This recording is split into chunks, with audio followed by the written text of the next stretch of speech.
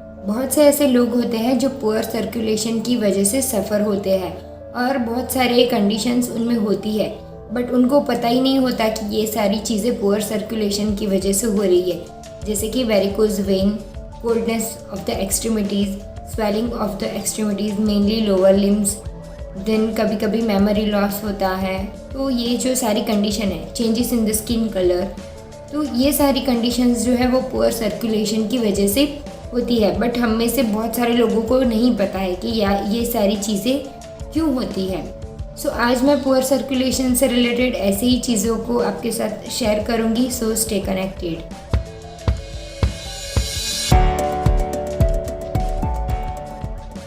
जैसे आप सबको पता होगा कि हार्ट अटैक जो होता है, मायोकार्डियल इन्फार्क्शन, वो कहीं ना कहीं पुअर सर्कुलेशन के साथ भी रिलेटेड होता है। ये एक बहुत लाइफ थ्रेटनिंग कंडीशन है। सो मैं आपको बताऊंगी ऐसे कुछ वेज जिससे आप अपनी जो बॉडी का सर्कुलेशन है वो इम्प्रूव कर सकते हो। So first thing is keep your blood cholesterol and triglyceride levels low. ये जो कोलेस्ट्रॉल होता है वो हमारे लीवर से सिंथेसिस होता है और ये जो कोलेस्ट्रॉल है उसका बहुत इंपॉर्टेंट रोल होता है हमारी बॉडी के अंदर, जैसे सेल फंक्शन है, नर्व फंक्शन है, हार्मोन फॉर्मेशन है। बट ये जो कोलेस्ट्रॉल है वो उसकी जो लिमिट है उससे बढ़ जाए तो वो क्या करता है, जो ब्लड वेसल्स स्पेशली जो आर्टरीज है उसकी वॉल्स के अंदर फैटी स्ट्रिक्स बनाता है और ये जो फैट अक्यूमुलेशन है वो आर्टरीज की वॉल्स के अंदर धीरे धीरे डिपॉजिट होना स्टार्ट हो जाता है, जिससे जो सर्कुलेशन है उसमें कुछ प्रॉब्लम्स होनी स्टार्ट हो जाती है। इसीलिए ये जो कोलेस्ट्रॉल एंड ट्राइग्लिसराइड जो लेवल्स है वो हमारे बॉडी के अंदर नॉर्मल होने चाहिए, रेगुलेटेड होने चाहिए।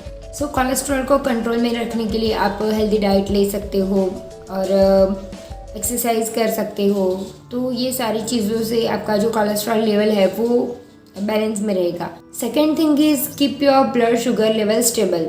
मेनली जो डायबिटिक पेशेंट्स होते हैं, जिसे डायबिटीज़ होता है, तो उनका जो ब्लड शुगर लेवल है वो बहुत हाई हो जाता है और उसी को कंट्रोल में रखने के लिए उन्हें डिफरेंट टाइप ऑफ मेडिसिन या इंजेक्शन लेने की ज़रूरत पड़ती है। तो ये जो शुगर लेवल है अगर वो हमारे ब्लड के अंदर बढ़ जाता है तो जो वुंड हीलिंग होता है वो भी बहुत कम हो जाता है और सर्कुलेशन के ऊपर भी अफेक्ट करता है, क्योंकि जब भी हमारे ब्लड के अंदर शुगर लेवल ज़्यादा होता है तो ब्लड की जो विस्कोसिटी है वो बढ़ जाती है, इसीलिए सर्कुलेशन में प्रॉब्लम्स अराइज होती है, जिसकी वजह से वुंड हीलिंग बहुत धीरे होता है। कभी कभी तो जो डायबिटिक पेशेंट्स होते हैं उनको एम्पुटेशन करवाने की भी नौबत आती है। सो शुगर लेवल को कंट्रोल करने के लिए हम हेल्दी डाइट ले सकते हैं और exercising is the best way to improve the circulation. Then third thing is you need to reduce some weight. अगर आप ओबेज हो या फिर बॉर्डर लाइन ओबेसिटी है तो आपको वेट रिड्यूस करने की ज़रूरत है, क्योंकि अगर आप ओबेज हो तो जो भी ब्लड वेसल्स है वो unnecessary one type of mass, उनके ऊपर एक one type of burden arise होगा और वो बर्डन के साथ कि उसमें अंदर जो ब्लड है वो सर्कुलेट होगा। सो अननेसेसरी बर्डन क्रिएट होता है ब्लड वेसल्स के ऊपर। सो ओबेसिटी है तो ओबेसिटी को भी रिड्यूस करना ज़रूरी है ताकि हमारा जो सर्कुलेशन है वो इम्प्रूव हो जाए। सो ओबेसिटी को भी आप डिफरेंट वेज से कंट्रोल कर सकते हैं, जैसे डाइट मैनेजमेंट है और एक्सरसाइजिंग है। ओबेसिटी की वजह से ही वेरिकोज वेन्स भी हो सकती है। Varicose veins mainly lower extremities में होती है और उसका एक कॉज ओबेसिटी भी है। तो वेरिकोज वेन्स में क्या होता है कि जो वेन्स है उसकी जो वाल्स है वो इनकॉम्पिटेंट हो जाते हैं, वो प्रॉपरली क्लोज नहीं होते, इसीलिए पुअर वेनस ड्रेनेज हो जाता है और जो वेन्स है वो जिगजैग स्नेक टाइप ही हो जाती है। तो वेरिकोज वेन्स को भी अगर हम अपना वेट रिड्यूस करें तो उसे भी हम नॉर्मल कर सकते हैं। Then next thing, fourth is you need to exercise. जैसे मैंने आगे सभी पॉइंट्स में आपको बताया कि एक्सरसाइज बहुत ही इंपॉर्टेंट है। सो एक्सरसाइज आपको डेली बेसिस पे करनी चाहिए अगर आपको भी सर्कुलेटरी सिस्टम में कोई प्रॉब्लम है।